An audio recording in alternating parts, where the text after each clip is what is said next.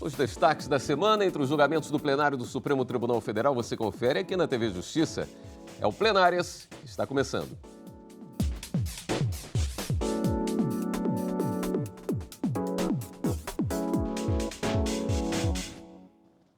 Hoje com os principais momentos das sessões dos dias 19 e 20 de fevereiro de 2020. Oi, Karina, quais foram os destaques dessa semana? William, uma semana com muitos julgamentos realizados, considerando que nós tivemos uma sessão extraordinária convocada para quarta-feira pela manhã e começou com o julgamento de duas ações diretas de inconstitucionalidade em conjunto, ambas da relatoria do ministro Alexandre de Moraes, e que questionavam leis estaduais do estado do Mato Grosso e do Tocantins acerca da criação do GAECO, um grupo de atuação especial do combate e repressão ao crime organizado. Há vários argumentos são trazidos nessas duas ações diretas de inconstitucionalidade de que haveriam poderes excessivos e que não estariam na Constituição para o Ministério Público, e tudo isso é questionado nessas duas ações diretas de inconstitucionalidade, cujo julgamento foi iniciado na quarta-feira, mas ainda não foi finalizado. Na quarta-feira pela tarde, os ministros se debruçaram sobre uma outra ação direta de inconstitucionalidade, também não finalizada, mas que trata da flexibilização das regras de licitação no âmbito da Petrobras. Julgamento iniciado, mas suspenso também. Na quarta-feira, os ministros concluíram o julgamento que desde o ano passado foi iniciado e agora, definitivamente, mantendo a jurisprudência do Supremo, entenderam que o ato de aposentadoria é um ato administrativo complexo e que depende de mais de um órgão para que ele seja concretizado. E, nesse sentido, fixaram o prazo de 5 anos para que os tribunais de contas de todo o país possam analisar esses atos de pedido de os atos de concessão de aposentadoria a partir do momento em que o processo chega no tribunal para que seja analisado. Ultrapassado esse prazo de 5 anos, esse ato de concessão da aposentadoria não poderia mais ser modificado e nem anulado em razão do que determina a Lei Federal sobre o processo administrativo. E na quinta-feira, os ministros se debruçaram também sobre uma outra ação direta de inconstitucionalidade e um pedido de medida cautelar, cuja relatoria é da ministra Carmen Lúcia. Por maioria, os ministros negaram o pedido de medida cautelar numa lei que foi objeto de uma conversão de uma medida provisória e que fala da possibilidade de prorrogação de contratos de licitação de empresas concessionárias ferroviárias. A ministra Carmen Lúcia, logo no início do julgamento, esclareceu qual seria o objeto dessa ação proposta pela Procuradoria-Geral da República, que não ataca efetivamente o âmbito dessa possibilidade de relicitação ou de prorrogação desses contratos de concessão, mas sim se alguns dispositivos questionados ali nessa ação direta de inconstitucionalidade cumpririam o dever constitucional de um serviço público adequado à prestação, se haveriam investimentos cruzados, dentre outros argumentos trazidos. Mas isso a gente vai ver ao final desse programa, com todos os detalhes aqui no Plenárias. Muito bem, vamos começar a esmiuçar as sessões de quarta. Na pauta do plenário do Supremo da última quarta-feira, duas ações contra leis estaduais que criaram o GAECO, que é o Grupo de Atuação Especial contra o Crime Organizado. Antes de rever o julgamento, vamos saber um pouco mais sobre esse assunto. Em uma das ações, o Partido Social Liberal questiona 2 pontos da Lei de Mato Grosso. O artigo 3º prevê que o coordenador do GAECO seja um representante do Ministério Público nomeado pelo Procurador-Geral de Justiça. Já o artigo 6º diz que o grupo tem orçamento específico dentro da proposta orçamentária do Ministério Público. Para o PSL, a lei seria inconstitucional, porque estabelece um poder hierárquico do Ministério Público sobre as polícias civil e militar, que não está previsto na Constituição. O partido também questiona a possibilidade do GAECO instaurar procedimentos administrativos de investigação e o inquérito policial, e que isso não caberia ao Ministério Público. E na sessão de quarta-feira pela manhã foi iniciado o julgamento das duas ações diretas de inconstitucionalidade que tratam da criação do Grupo de Atuação Especial contra o Crime Organizado, o GAECO, por leis dos estados de Mato Grosso e Tocantins. Os processos chegaram ao Supremo Tribunal Federal porque o Partido Social Liberal alega, entre outros aspectos, violação da competência da União na criação dos grupos de atuação especial no combate ao crime organizado por meio de lei estadual Citou ainda a existência de poder hierárquico do Ministério Público sobre as polícias civil e militar, que não está previsto na Constituição. O ministro Alexandre de Moraes leu o voto e negou o recurso apresentado pelo PSL. Segundo o relator dos processos, a criação e a atuação do GAECO são importantes para combater o crime organizado e não altera a atividade policial.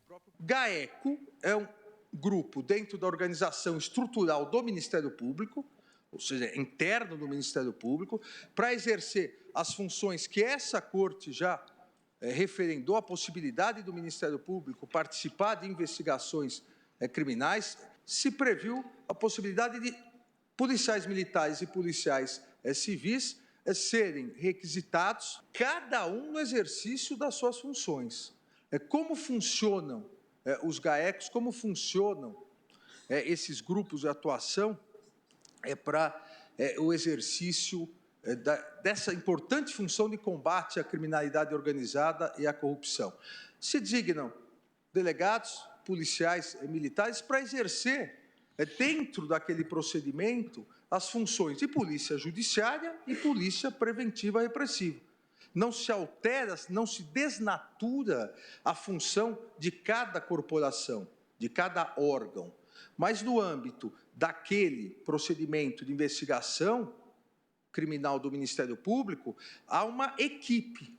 Por isso que fiz a comparação com a força-tarefa no âmbito do Ministério Público Federal. O GAECO, por exemplo, ele pede ao Judiciário a decretação de uma prisão preventiva. O juiz decreta a prisão preventiva.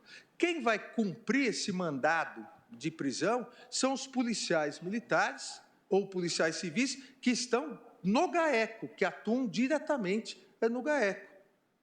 Exatamente para que haja uma atuação conjunta. Da mesma forma, se houver necessidade de investigações, de diligências investigatórias, são esses policiais que atuam no GAECO. Não há, como foi alegado, não há uma inconstitucionalidade por eventual duplo vínculo funcional.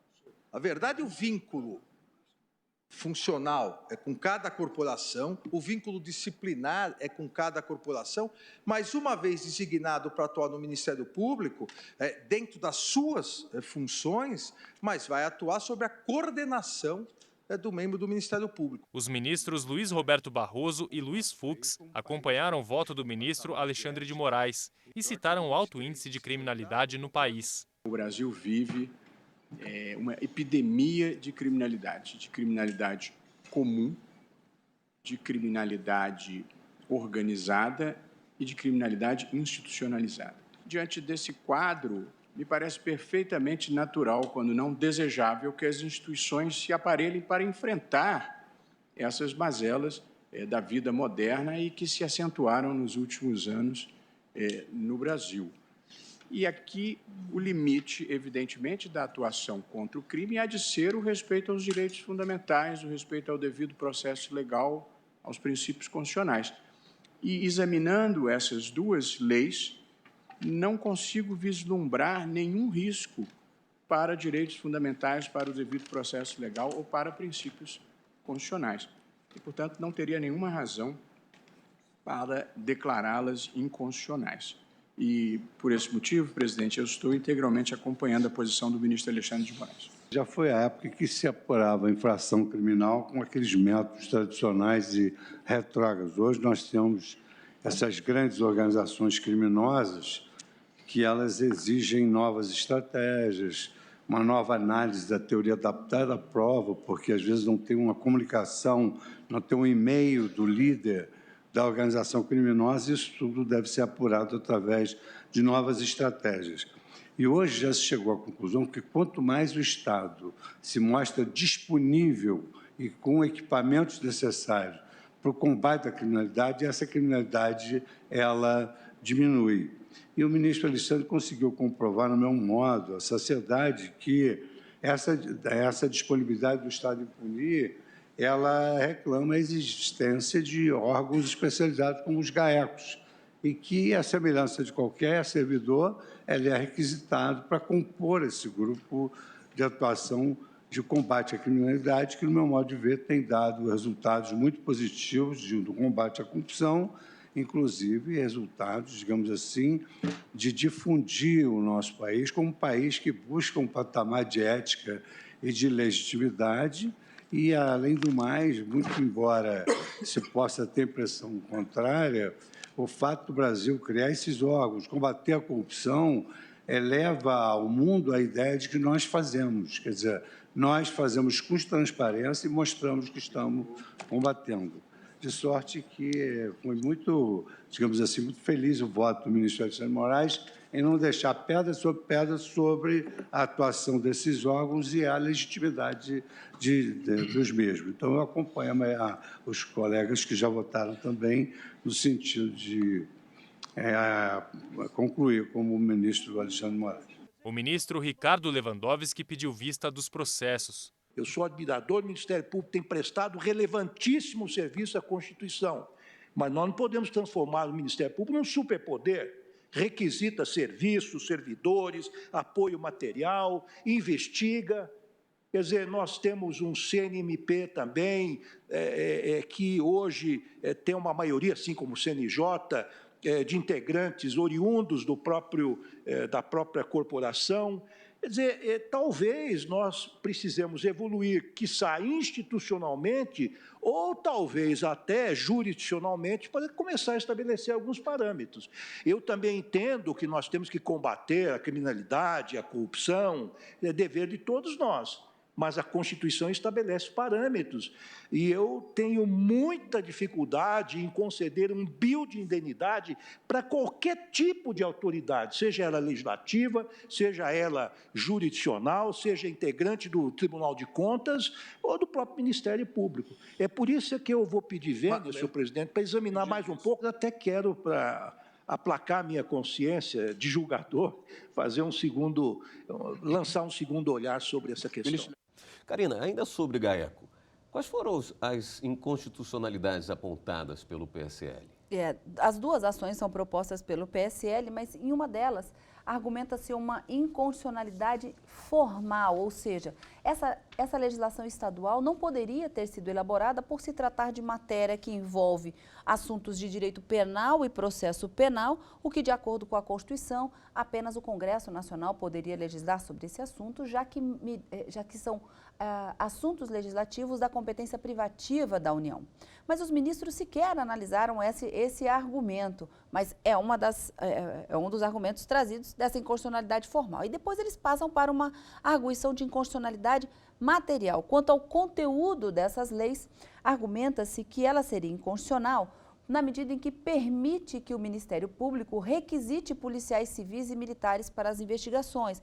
E se diz aqui, o PSL, que essa requisição de policiais civis ou militares deveria ser uma atribuição do chefe do Poder Executivo, no caso o governador dos estados, e não do Ministério Público.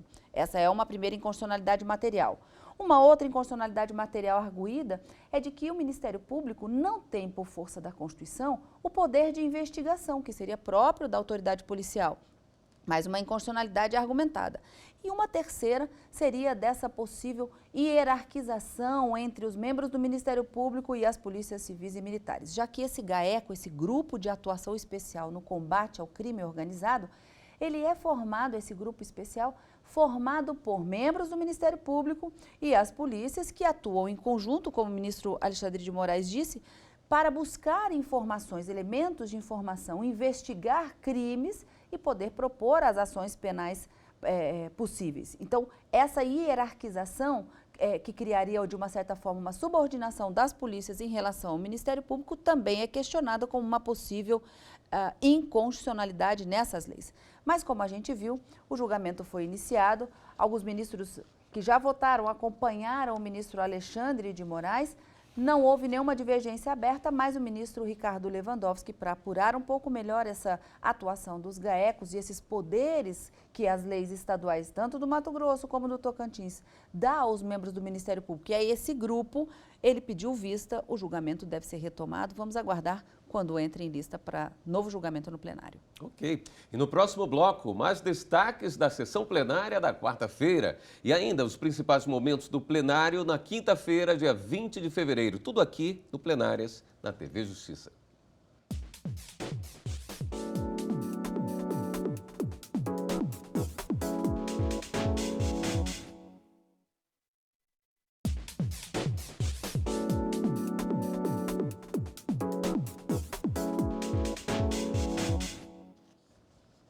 Estamos de volta com Plenárias. Ainda na sessão da manhã da quarta-feira, foi iniciado o julgamento de ação do Partido dos Trabalhadores contra o decreto presidencial que autorizou a Petrobras a repassar para outras petrolíferas a exploração de parte dos poços de pré-sal.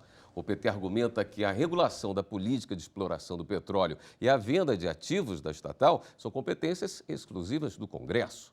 Pela manhã, o relatório e as sustentações orais dos advogados. Já na sessão da tarde da mesma quarta-feira, o julgamento continuou, já com voto do relator da matéria.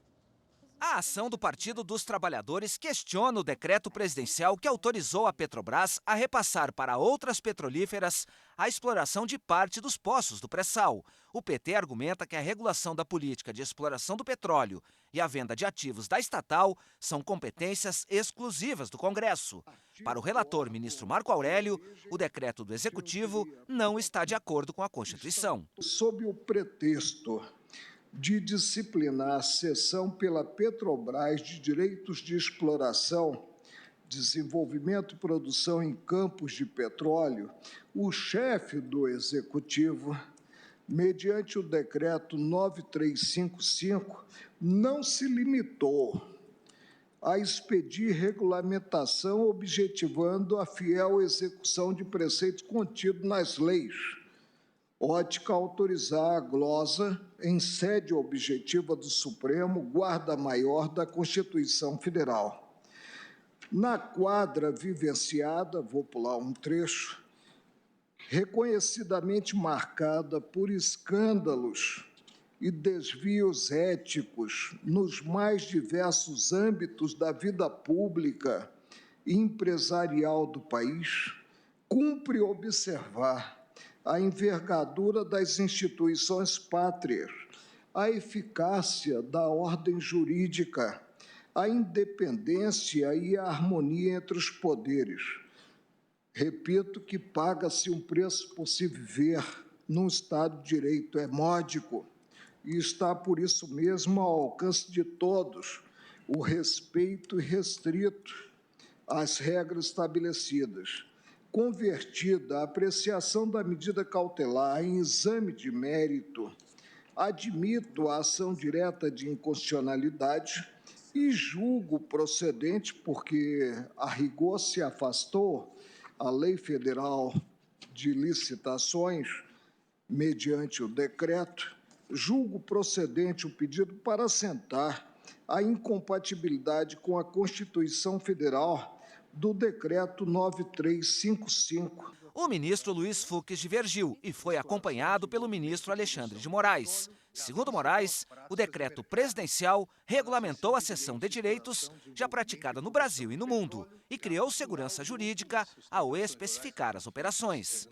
O decreto nada mais fez que disciplinar, especificar as operações que já possuíam autorização legal para serem realizadas. Não houve, ao meu ver, desvio de finalidade, não houve, foi citado também da tribuna, não houve aqui um decreto visando favorecimento à impunidade, à corrupção, pelo contrário, antes era possível se fazer sem esse protocolo, e se nós pegarmos o período anterior a 2018, nós vamos perceber que o grande escândalo, os grandes escândalos da Petrobras se deram exatamente nesse período anterior. Exatamente em virtude desses grandes escândalos, o Tribunal de Contas da União passou a exigir um protocolo mais transparente por parte do Poder Executivo para essa situação excepcional, e foi editado o decreto. Assim, presidente, não vejo nenhuma inconstitucionalidade a partir da não incidência da regra geral da Lei 13.303 de 16, essa norma veio também para regulamentar a questão e excepcionou essa possibilidade. A excepcionalidade permaneceu no ordenamento jurídico. O artigo 29 da 9478 de 97 e o artigo 31 da 12.351 de 2010 continuaram a ter vigência, possibilitando a regulamentação por parte do decreto. Os ministros Luiz Roberto Barroso e Gilmar Mendes acompanharam a divergência, enquanto os ministros Edson Fachin, Rosa Weber e Ricardo Lewandowski votaram com o relator. Contraria nitidamente a norma constitucionalmente fixada para reger as contratações. Por isso, acompanho integralmente o eminente ministro relator com toda a vênia a divergência que aqui já foi manifestada. O decreto vem criar um novo regramento que aumenta os cuidados e aumenta a transparência dessa operação de cessão.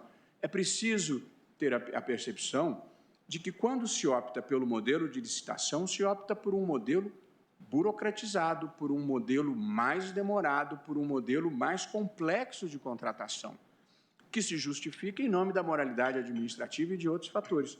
Mas em mercados dinâmicos, ágeis e competitivos, a lei de licitações é um problema, ela é um estorvo. E, portanto, é preciso aqui fazer algumas ponderações e dar, assim penso eu, algum crédito de confiança ao administrador para que ele possa fazer com a agilidade necessária as escolhas em um mercado, como se disse acertadamente da tribuna, volátil e cambiante, como é o mercado do petróleo. Com o empate por 4-4 e diante das ausências dos ministros Celso de Mello e Carmen Lúcia, o presidente da Corte, ministro Dias Toffoli, pediu vista. A retomada do julgamento sobre a constitucionalidade da cessão de direitos de exploração da produção do petróleo ainda não tem data definida. Pois é, Karina, esse processo do petróleo vai ter que voltar em outra sessão. Mas teve uma ação concluída na quinta-feira, né? A que trata da revisão de aposentadoria pelo TCU, né? É, exatamente, um recurso extraordinário em que os ministros acabaram mantendo a decisão do TRF por entender que o prazo de 5 anos previsto na legislação federal para que a administração pública pudesse revisar e anular os seus próprios atos já tinha sido ultrapassado.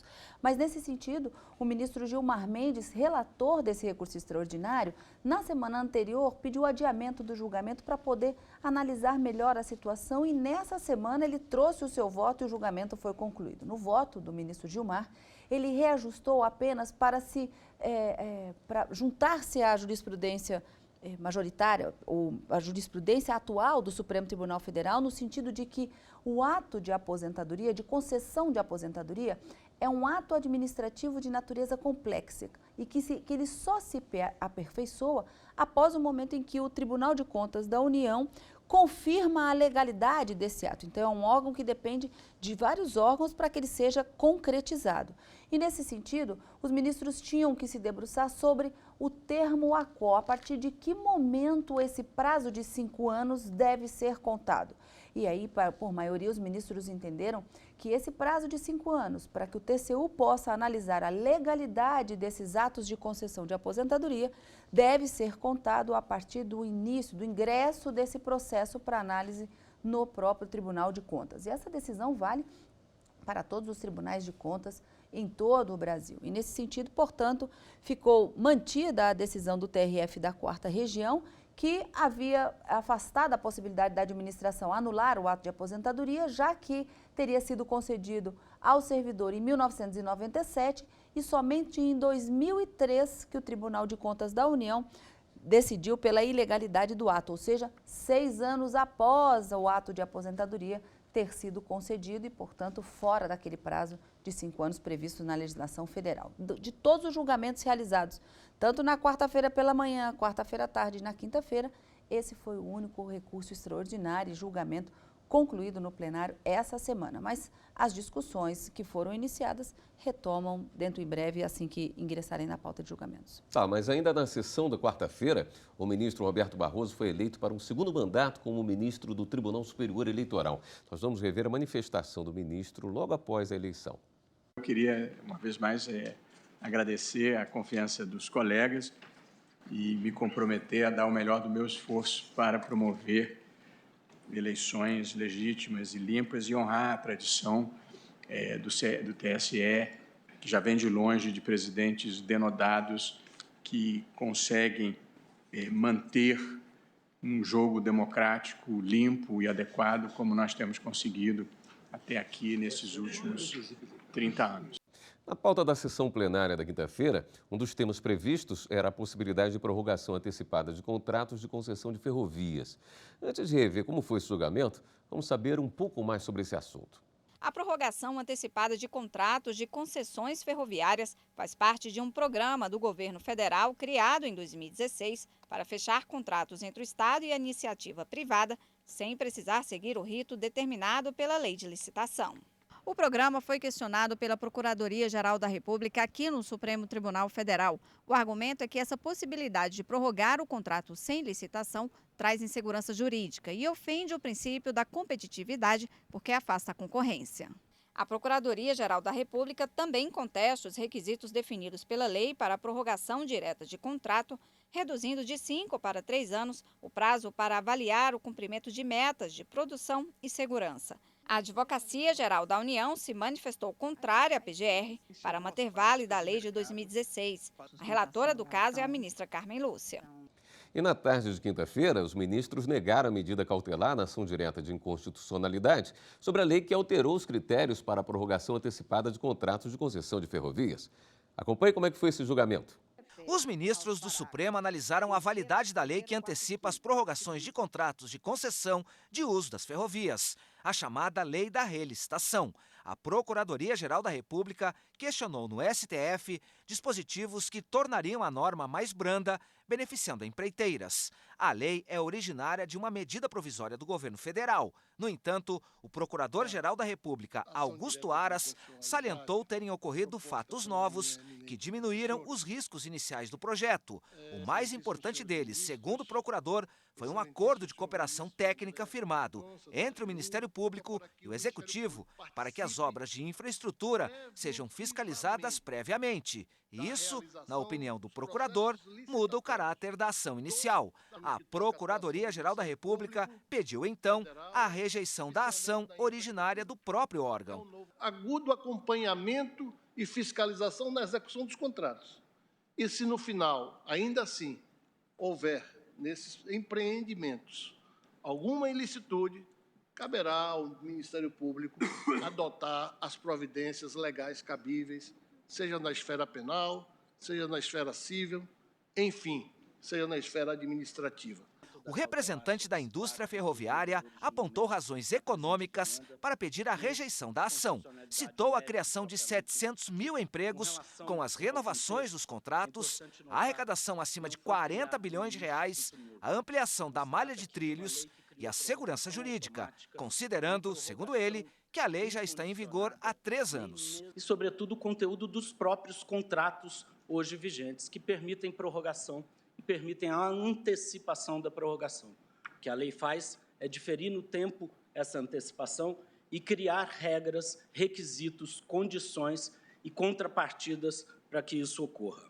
Já o presidente da Frente Nacional pela Volta das Ferrovias foi em sentido contrário. Para ele, os argumentos não defendem o interesse público e nem a eficiência do sistema ferroviário brasileiro. Mas a prorrogação tem que ter mérito para isso. Tem que ter eficiência. O que foi feito pela lei que primeiro foi a medida provisória?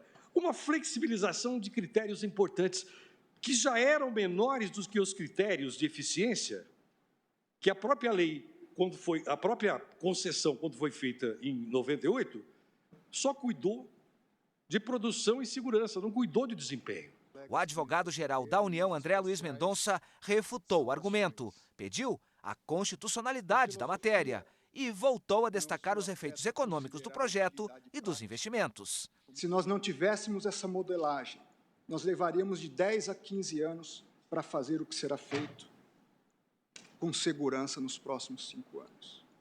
Eu digo na melhor das hipóteses, porque ter-se-á que esperar o vencimento, o ingresso de recursos públicos, processos licitatórios que, por vezes, se alongam no tempo.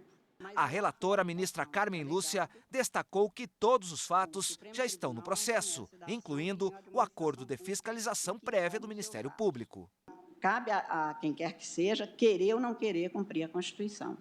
E, portanto, a licitação é regra. Regra constitucional que é, alguns até atribuem a licitação natureza de princípio, a licitação não pode ser afastada senão nas situações excepcionais, autorizativas de sua dispensa ou inexigibilidade, e nos casos em que a Constituição faz referência à prorrogação de contratos, o que se prorroga é um objeto que não pode ser alterado, que não pode ser alargado, porque senão se tem, de novo, fraude ao princípio da licitação. Em seguida, a ministra Carmen Lúcia passou a apresentar o seu voto. Sem entrar no mérito, ela considerou que a nova norma não agride a lei das licitações. Houve divergência dos ministros Edson Fachin e Marco Aurélio, mas a ministra relatora foi acompanhada nos votos por outros 6 ministros. Karina, nessa semana, por conta do carnaval, não tem sessão, né? Nessa próxima semana não, tanto que foi convocada extraordinariamente a quarta-feira pela manhã dessa semana. A semana que vem não tem encontro marcado, mas na próxima, no direto do plenário, ao vivo, a partir das 14 horas, quarta e quinta-feira, e o encontro marcado nesse final de semana com plenárias. Muito bem, plenários então vai ficando por aqui. Muito obrigado pela sua companhia e continue com a gente aqui na TV Justiça.